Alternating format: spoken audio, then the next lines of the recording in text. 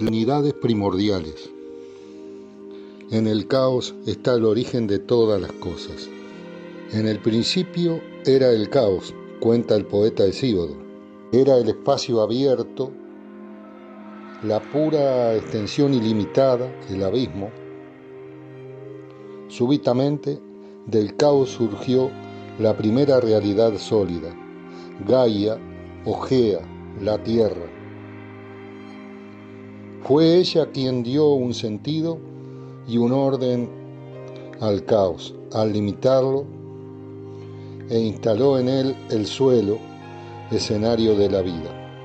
Después vino la noche, la tiniebla profunda, y debajo de la tierra se constituyó el Erebo o Erebos, el crepúsculo, morada de las sombras. Quedaba todavía sobre Gaia un espacio vacío. Para llenarlo, ella creó un ser igual a sí misma, capaz de cubrirla por entero.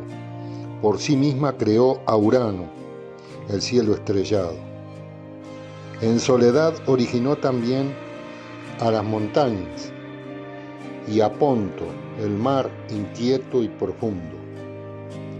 Como la tierra, es decir, sin unirse a fuerza alguna, la noche engendró el éter, luz que iluminaría a los dioses en las más altas regiones de la atmósfera, y el día, claridad de los mortales que, en el espacio, se alterna con su madre para no cansarla.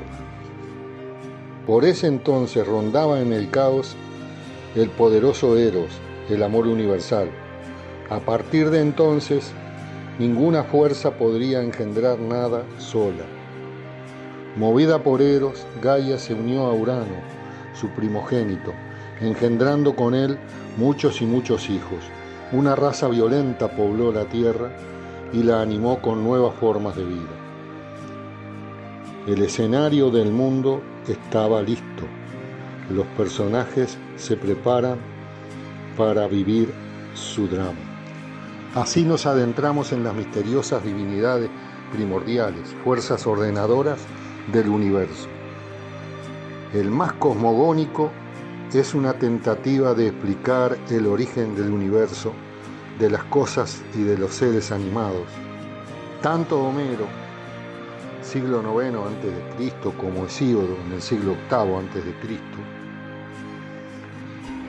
los órficos, siglo VI a.C., y los demás poetas y filósofos de la antigüedad trataron de encontrar ante este inmenso misterio el principio del universo.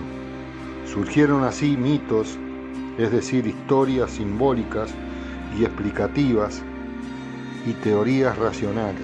El caos, materia informe, existente desde siempre, fue considerado por los antiguos principio de todo, fundamento del mundo. Inicialmente Hesíodo lo describió como un espacio abierto, una extensión pura. Más tarde, el caos fue considerado como el donde primordial, en el que preexistían todos los elementos del universo, aunque latentes y desorganizados. ¿Qué había antes del caos? Para engendrarlo o crearlo, nadie se lo preguntaba. Había existido siempre.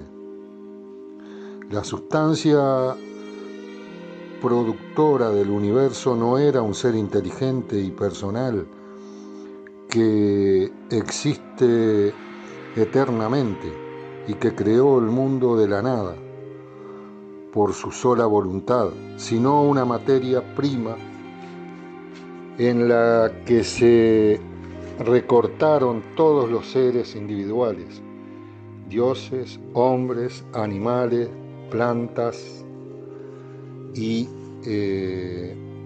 minerales. Una vez organizado, el caos se llamó el cosmos, el mundo.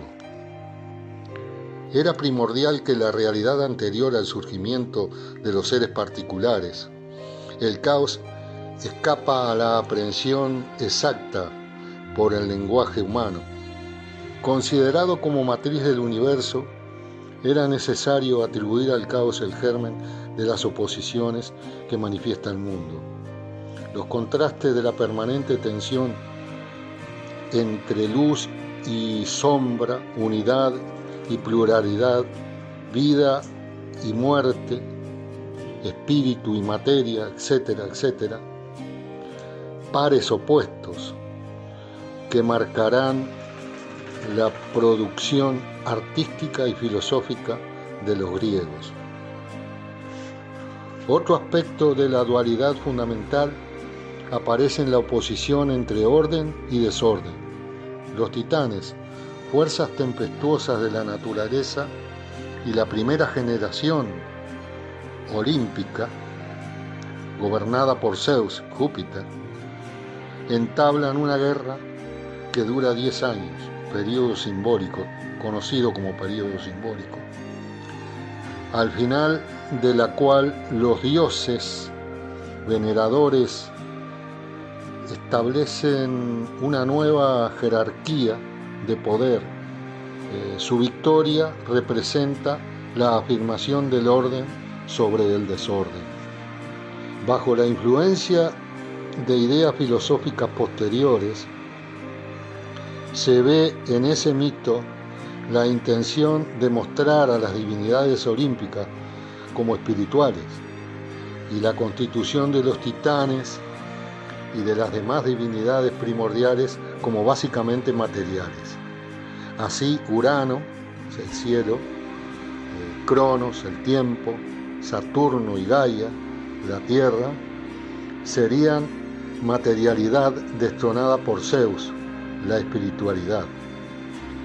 Todas las formas habrían emergido del misterioso caos. Gaia, la madre tierra, puede ser considerada la primera aparición de la materia. Por sí sola engendra a Urano, movida por la necesidad de tener un compañero. Eros, su contemporáneo en el caos, principio espiritual del amor, hace que Gaia se una a su primogénito. Fecundada por este, Gaia da a luz a los titanes, los cíclopes, monstruos de un solo ojo, y los hecatóquiros, gigantes de 100 brazos y 50 cabezas. Estos son la personificación de las fuerzas de la naturaleza material, que siempre se oponen y oponen dificultades y obstáculos al surgimiento definitivo de las formas ordenadas y constantes de la vida. Corresponden a la primera etapa de la gestación evolutiva. Representan los cataclismos que transformaron la faz del mundo, preparándolo para recibir las diversas especies de los 3 reinos naturales y al ser humano. Urano, padre y hermano de esas fuerzas, se rebela contra ellas y atrae a cíclopes, titanes y hecatóquiros al Tártaro, una de las regiones del Erebo subterráneo. Pero Gaia, madre materia, se rebela a su vez y libera a sus hijos. Ella es la naturaleza y como tal no impide, más bien alimenta, que los fenómenos naturales sigan su curso. La leyenda cosmogónica de Hesíodo muestra a Cronos, el tiempo, indomable hijo de Gaia y Urano, rebelado contra su padre por este incesante fecundar a su madre. Otra razón de su rebelión es justamente la devastación que la tierra sufre con la violencia de sus otros hijos, los hecatóquiros y los cíclopes. Para que Gaia no continúe engendrando infinitamente, Cronos corta los genitales de su padre. Su instrumento es una guadaña que la propia tierra había afilado con ese objeto, y la guadaña es el símbolo de la muerte. Pero quien muere no es Urano, él es inmortal, es su reino que deja lugar al de Cronos, inclinándose a la implacable necesidad de la evolución. Al caer sobre la Tierra, la sangre de Urano la fecunda una vez más, engendrando a las Erinias, símbolos de la culpa de Cronos, a los gigantes y las Melíadas, ninfas de los árboles. Al caer en el mar, los genitales del dios forman, con el semen expelido antes de la castración, una blanca espuma de la cual nacerá Afrodita o Venus. Cronos significa el tiempo, el hambre devoradora de vida, el deseo insaciable de evolución, juntamente con Rea, Cíbeles, que al mismo tiempo es su esposa y su hermana, establece un reinado que se asemeja a la era preconsciente de la humanidad. En ese periodo, el tiempo es todavía ciego.